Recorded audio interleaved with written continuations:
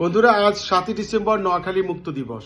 1971 সালের এই দিনে নোয়াখালীর সাধারণ জনগণ এবং বীর মুক্তিযোদ্ধারা শক্ত প্রতিরোধে পাক বাহিনী আত্মসমর্পণ করেন। 23 এপ্রিল নোয়াখালী দখল নেয় পাক বাহিনী।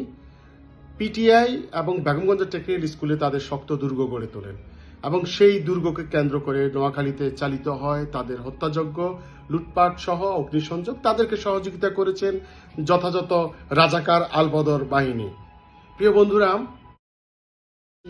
নারী এবং শিশু নিহত হন, শহীদ হন। মুক্তিযোদ্ধারা মুখোমুখি প্রতিরোধ গড়ে তোলেন বিভিন্নভাবে, বিশেষ করে কোম্পানিগঞ্জ, বগাদিয়া সহ অন্যান্য অঞ্চলে, কিন্তু খুব বেশি সুফল আসেনি। এরপর 6 ডিসেম্বর সকল সেক্টর মুক্তিযোদ্ধার নোয়াখালীতে একযোগে আক্রমণ করে। পিটিআইতে রাতভর পাক বাহিনীর সাথে যুদ্ধ হয়। ভোরের দিকে তারা আত্মসমর্পণ করেন এবং ভোরের দিকে রাজাকারের গুলিতে একজন মুক্তিযোদ্ধা শহীদ হন।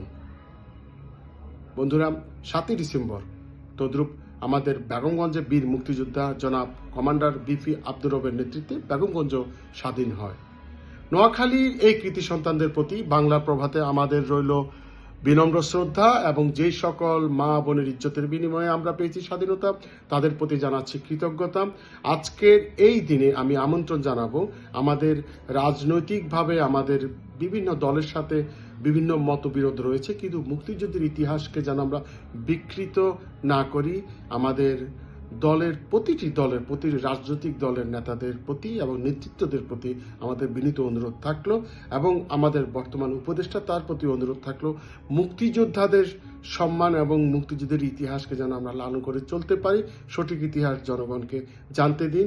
আমাদের ব্যক্তিগত রেশারেশি থাকতে পারে, কিন্তু আমাদের ইতিহাসকে আমাদেরকে বুঝতে হবে, পড়তে হবে, শিখতে হবে।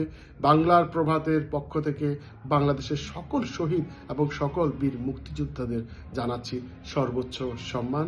ভালো থাকবেন। সালামু আলাইকুম।